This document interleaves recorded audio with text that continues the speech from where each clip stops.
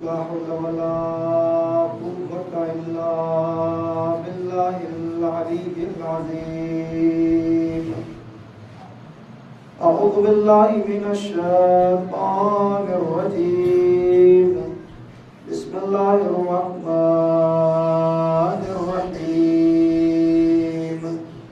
الحمد لله رب العالمين، والصلاة والسلام على أشرف الأنبياء والمرسلين سيدنا ونبينا ومولانا أبي القاسم محمد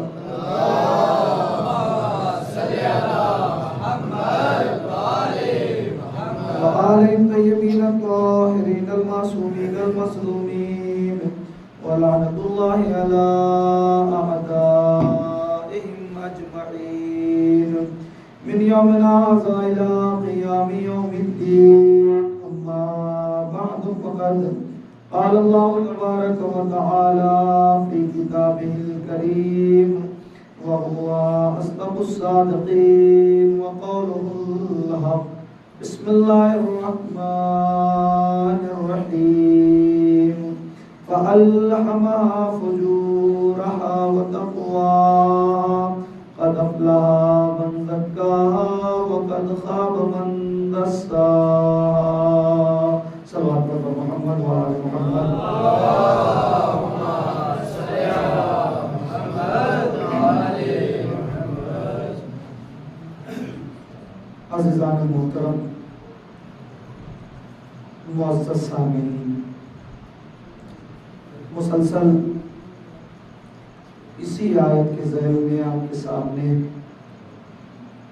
معروضات پیش کیے جا رہے ہیں، اور انشاءاللہ آنے والی مجالس میں بھی انہی آیت کے ذیل میں کچھ چیزیں آپ حضرات کے اذہان عالیہ تلقا اور رسید کرنے کی صحیح اور کوشش کروں گا۔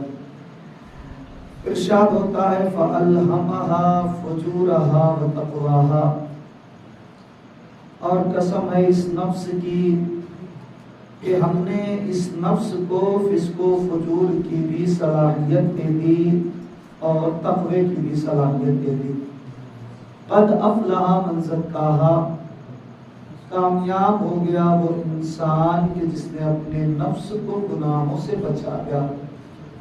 وقد خاب من دساہا، ناکامیاب ہو گیا وہ انسان کہ جس نے اپنے نفس کو گناہوں نے آلودہ کیا۔ اب جب یہ انسان دنیا میں آ جاتا ہے تو کوئی بھی کام، کوئی بھی عمل، کوئی بھی کار کرتا ہے تو وہ 5 جہتوں سے، 5 طریقوں سے خالی نہیں ہوتا۔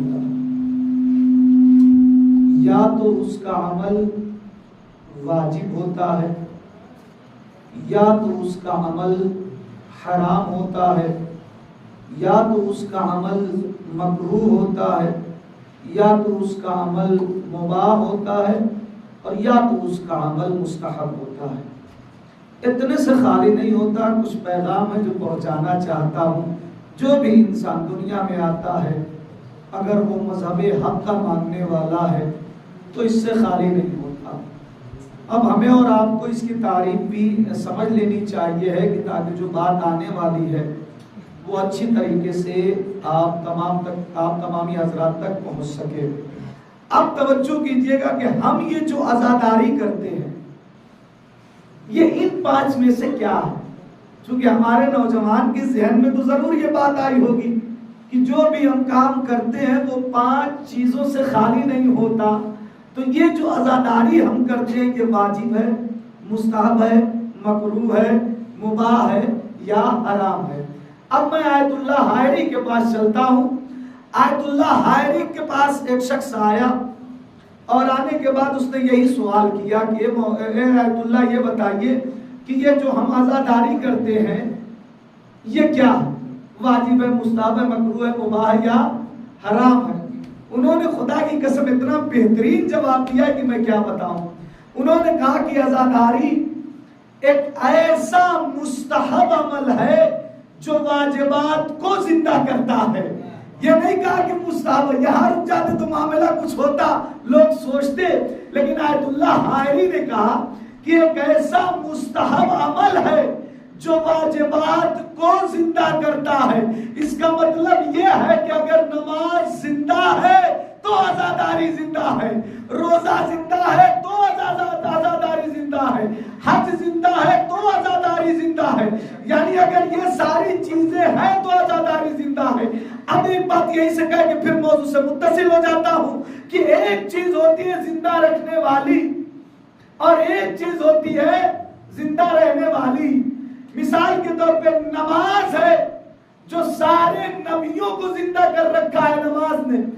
اگر آدم زندہ ہے تو نماز کی وجہ سے، چونکہ اللہ کا نمبر بھی بتانا ہے، نوح زندہ ہے تو نماز کی وجہ سے، ابراہیم زندہ ہے تو نماز کی وجہ سے، موسیٰ زندہ ہے تو نماز کی وجہ سے، عیسیٰ زندہ ہے تو نماز کی وجہ سے، خضر زندہ ہے تو نماز کی وجہ سے، الیاس زندہ ہے تو نماز کی وجہ سے، یوشع زندہ ہے تو نماز کی وجہ سے، یوسف زندہ ہے تو نماز کی وجہ سے، 1,24,999 انبیاء اگر زندہ ہے تو نماز کی وجہ سے۔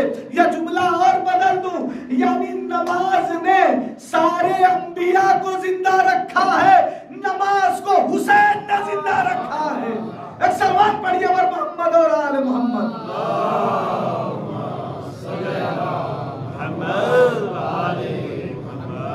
آج اللہ کا بھی موبائل نمبر لکھ لو، جب چاہو جہاں چاہو بات کر لو، بیلنس کی ضرورت نہیں ہوگی۔ ہاں ادھر سے بیلنس ملے گا، ادھر سے آپ کو لگانے کی ضرورت نہیں ہوگی۔ 24434 2 سے مراد صبح کی 2 رکعت، 44 سے مراد ظہر کی 4، عصر کی 4، 34 سے مراد مغرب کی 3، عشاء کی 4۔ ایک سلوات پڑھیے پر محمد اور آل محمد۔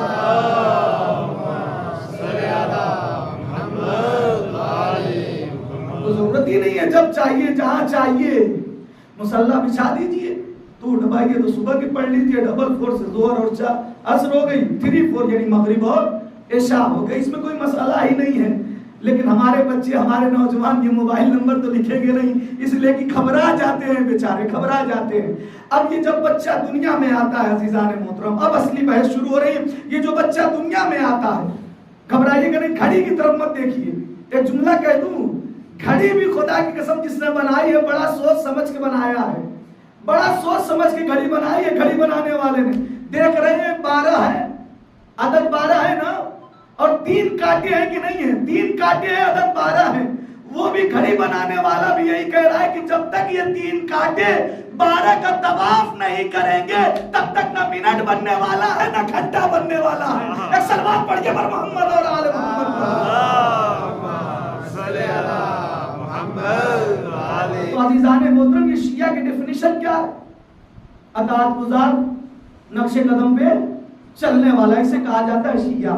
اور معلّہ ابن خنیس 6 امام کے صحابی ہیں، معلّہ ابن خنیس، جب وہ آتے ہیں اور آنے کے بعد جسے کہا جائے کہتے ہیں مولا شیعہ کی علامت بتائیے کہ شیعہ کون ہوتا ہے۔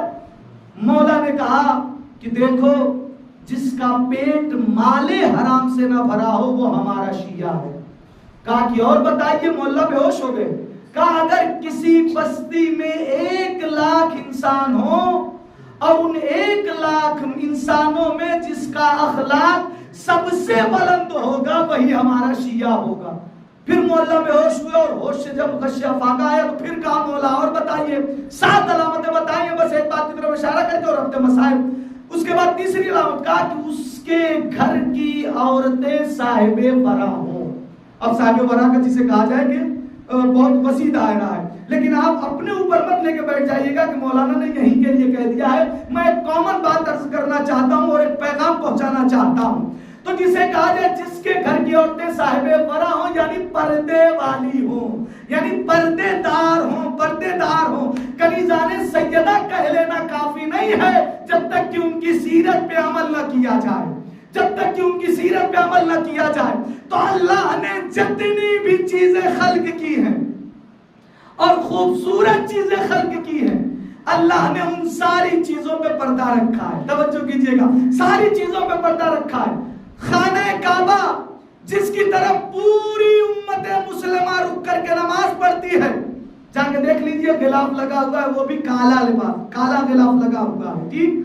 اس کے بعد قرآن مجید جو ہماری بہترین کتاب ہے، انسان پڑھے یا نہ پڑھے لیکن اسے جزدان میں ضرور رکھتا ہے، جزدان میں ضرور رکھتا ہے۔ اچھا اور آ جائیے سماج اور معاشرے میں، انسان انار لاتا ہے، کتنا خوبصورت ہوتا ہے، اللہ نے اس کے اوپر ڈبل ڈبل پردے رکھے، ایک موٹا ہوتا ہے اور ایک پتلا ہوتا ہے، ایک رقیق ہوتا ہے اور ایک ضخیم ہوتا ہے۔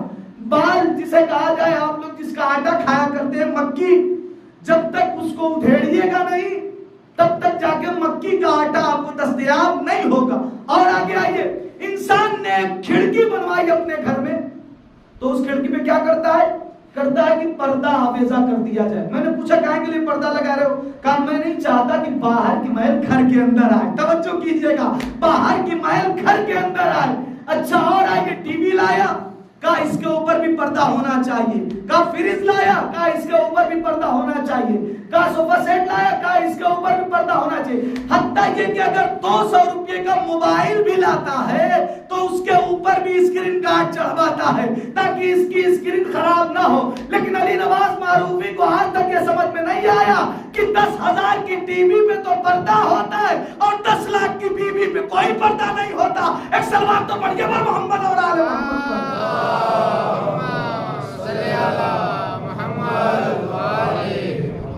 بیوی پہ تو پردہ نظر آتا ہے اور بیوی پہ کوئی پردہ نظر نہیں آتا۔ ہو سکتا ہے کہ ٹی وی آپ کو جہنم میں لے جانے کا سبب بن جائے اور بیوی آپ کو جنت میں لے جانے کا سبب بن جائے۔ لہٰذا یہی سوال پوچھا تھا، کس نے پوچھا تھا؟ شہزادی سے رسول خدا نے کہ اے بیٹی یہ بتاؤ کہ مرد اور عورت کے لیے بہترین چیز کیا ہے؟ تو انہوں نے کہا تھا کہ پردہ ہے، اور یہی وجہ ہے کہ عبداللہ بن عفیف جو بالکل نابینا صحابی تھے خدا کی قسم، اور جب پیغمبر اسلام ان کو اپنی بیٹی کے دروازے پہ لے کے گئے تو کہا کہ اے بیٹی اجازت ہے ہم آ جائیں؟ تو کہا بابا آپ کے ساتھ کوئی اور بھی ہے؟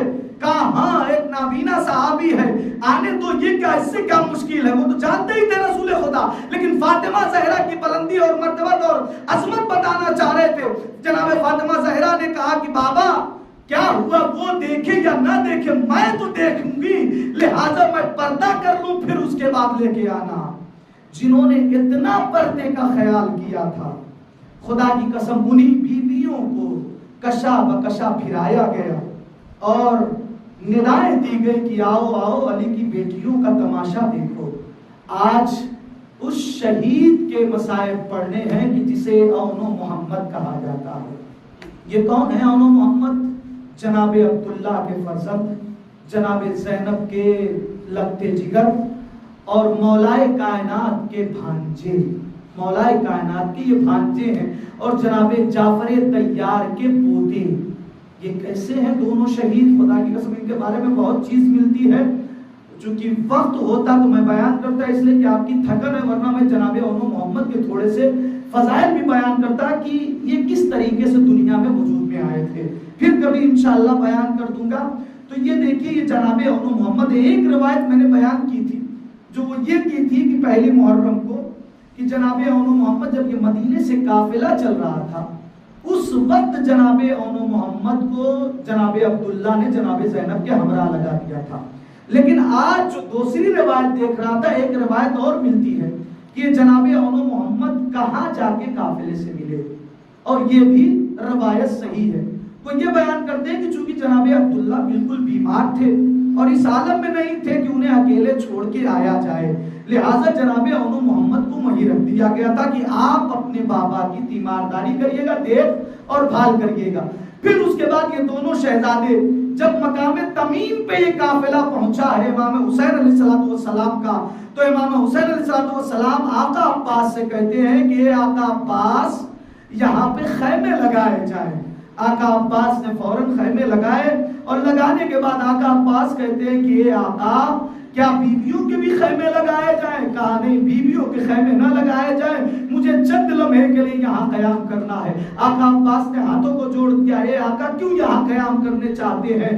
کہا اے آقا، اے عباس تم باہر چلے جاؤ، میرا کوئی مہمان آ رہا ہے، اس کا اکرام کرو۔ اب اتنے میں جیسے ہی جناب عباس نے دیکھا تو وہ کوئی اور نہیں تھا بلکہ جناب عبداللہ جناب انو محمد کو لے کے اپنے ہمراہ آئے تھے، اور لے آنے کے بعد آقا کی خدمت میں آئے، اور آنے کے بعد کہتے ہیں اے آقا کیا اتنی اجازت ہے کہ میں اپنی زوجہ جناب زینب علیہ مقام سے مل لوں؟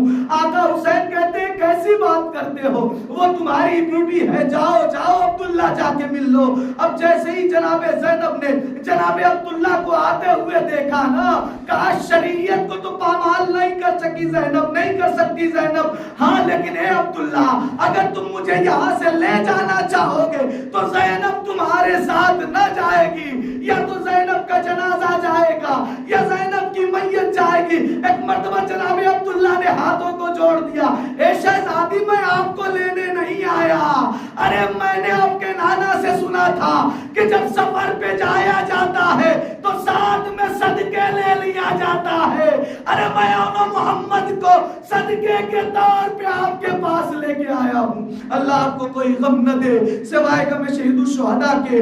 ہاں آزادارو، جب اتنا کہہ چکے جناب عبداللہ ودا ہوئے، پھر یہ قافلہ چلا، اور چلتے چلتے جب کربلا میں پہنچ گیا تھا تو جب 9 محرم کی شب آئی ہے نا، تو امام حسین علیہ السلام سارے خیموں کو دیکھ رہے ہیں، کہیں قاسم کی ماں ان کو سوار کر رہی ہے، کہیں اکبر کی ماں ان کو سوار کر رہی ہے، اور جب جناب زینب کے خیمے میں پہنچے تو کیا دیکھا کہ جناب زینب اپنے دونوں لاڈلوں کو تیار کر رہی ہیں، اور کہا بیٹو دیکھو سب سے پہلے تم ماموں کے اوپر جان نثار کر دینا، لیکن جب صبح عاشور نمودار ہوئی ہے جناب زینب چاہتی ہیں لیکن آقا حسین اجازت نہیں دیتے۔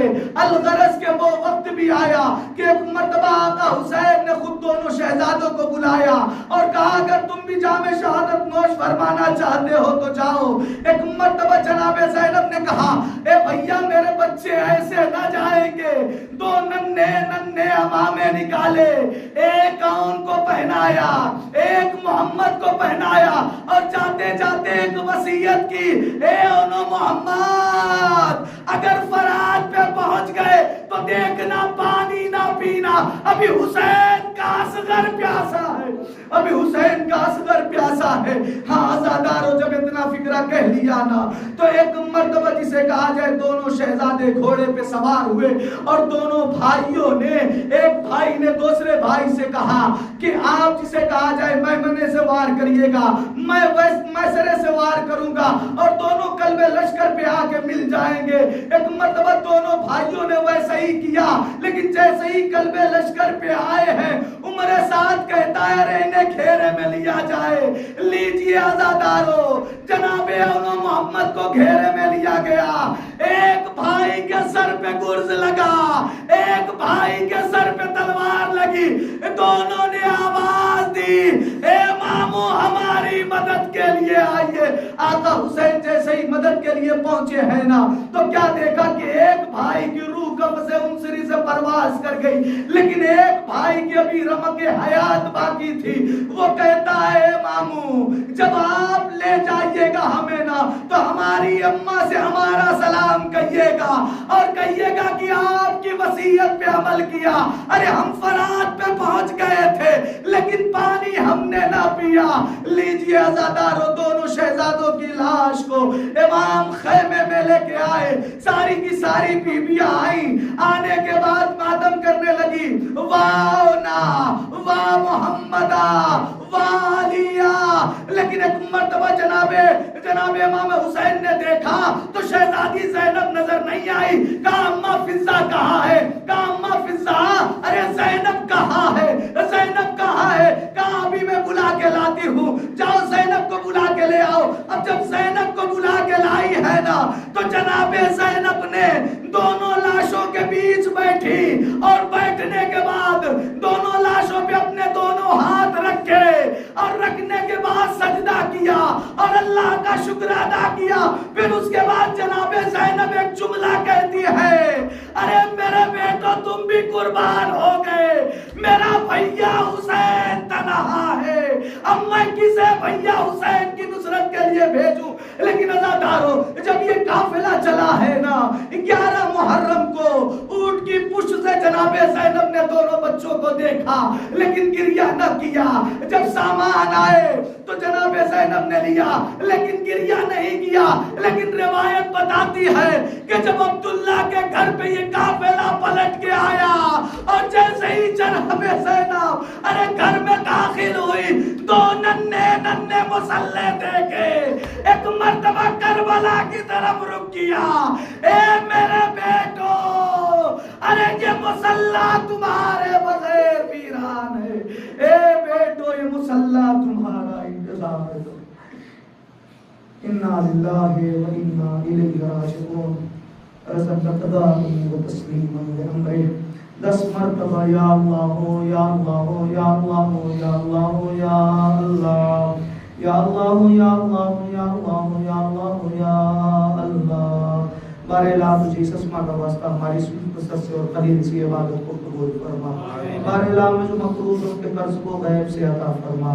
بارے اللہ میں جو بے اولاد ان کو اولاد نرینہ و صالح عنایت فرما. بارے اللہ میں جو حج و زیارات سے مشرف نہیں ہو سکے انہیں حج و زیارات سے مشرف فرما. بارے اللہ پرچم اسلام کو سر بلند فرما, پرچم کفر و نفاق کو سر نکو فرما. بارے اللہ جا جا بشیار حیدر کرار ان کی جان مال عزت آبرو کی حفاظت فرما. بارے اللہ تیری بارگاہ میں بہترین دعا یہ ہے کہ امام زمان عبد ظہور میں تعجیل فرما اور ہم سب ان کے ناصر و مددگار شمار فرما. ربنا تقبل منا انک انت السمیع العلیم.